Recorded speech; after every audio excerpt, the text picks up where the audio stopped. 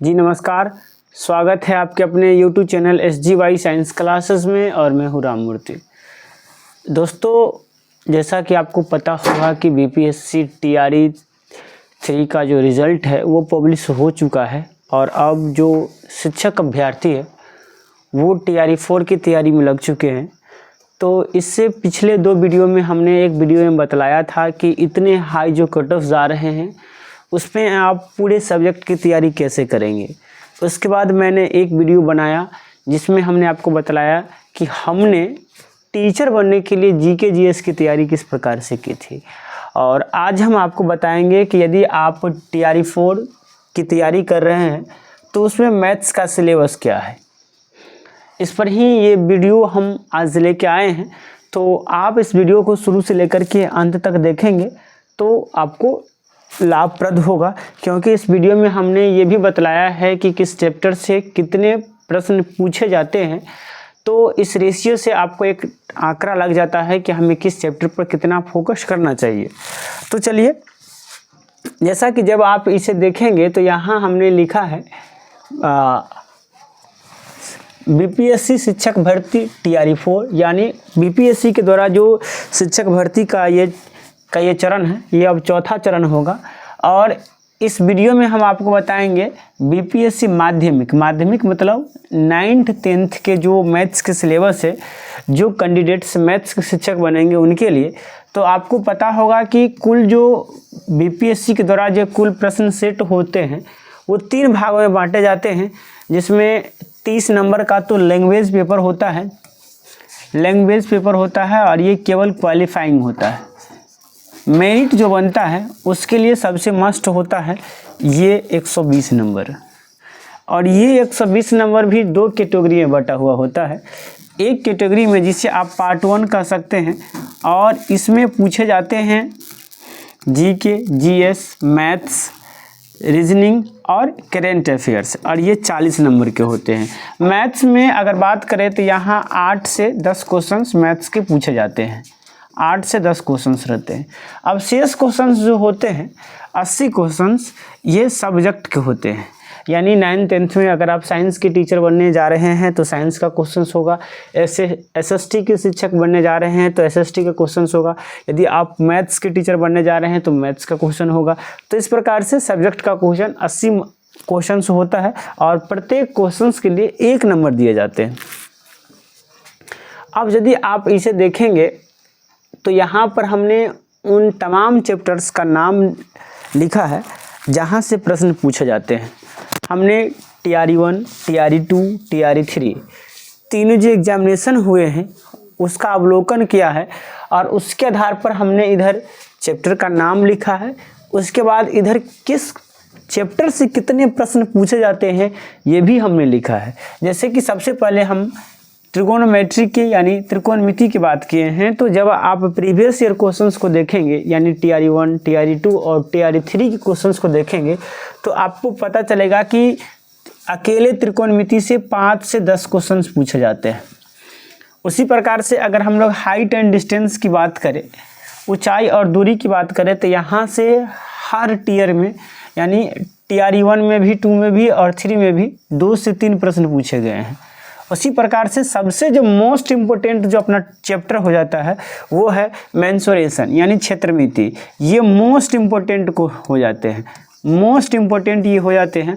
और यहाँ से हर बार 10 से 15 क्वेश्चंस पूछे गए हैं। ये बहुत VVI है और इसे कमांड करना बहुत ही इजी भी होता है, लेकिन यहाँ से कभी कभार अटपटा क्वेश्चन पूछ देता है, इसलिए इस पर मोस्टली ध्यान देने वाला ये चैप्टर है। इसके बाद जो होता है कोऑर्डिनेट ज्योमेट्री से 3 से 4 प्रश्न पूछे जाते हैं। इसके अलावा नंबर सिस्टम से हमेशा 5 से 7 क्वेश्चन पूछे गए हैं। ज्योमेट्री की बात करें तो यहाँ से 6 से 8 क्वेश्चन पूछे जाते हैं। अगर प्रोबेबिलिटी यानी प्रायिकता की बात करें तो यहाँ देखा गया है कि 3 से 5 क्वेश्चन पूछे जाते हैं। अगर स्टैटिक्स की बात करें यानी सांख्यिकी की बात करें तो यहाँ से भी 3 से 5 क्वेश्चन पूछे जाते हैं। AP जिसे हिंदी में आप समांतर श्रेणी कहते हैं, यहाँ से 1 या 2 क्वेश्चंस पूछे जाते हैं हर TRE में। आप देखेंगे TRE 1 में, TRE 2 में, TRE 3 में एपी से 1 या 2 क्वेश्चन रहता ही रहता है। अगर एलसीएम और एचसीएफ की बात करें तो यहाँ से भी 1 से 2 क्वेश्चन रहता है। अगर हम लोग बात करते हैं पोलिनोमियल मतलब बहुपद की, तो बहुपद से यहाँ से बहुत अच्छे प्रश्न पूछे जाते हैं और यहाँ से 5 से 7 क्वेश्चंस डायरेक्टली बनता ही बनता है। टाइम एंड वर्क की बात करें, समय और कार्य की बात करें तो यहाँ से भी 1 से 2 क्वेश्चंस पूछे जाते हैं। और एज यानी आयु की बात करें तो आयु से भी 1 से 2 क्वेश्चंस पूछे जाते हैं। और कुछ चैप्टर्स हैं, यहाँ जब आप देखेंगे तो डिस्काउंट यानी जिसे छूट कहते हैं, यहाँ से भी 1 से 2 प्रश्न पूछे गए हैं हर टीआरई में, टीआरई 1, टीआरई 2, टीआरई 3 में।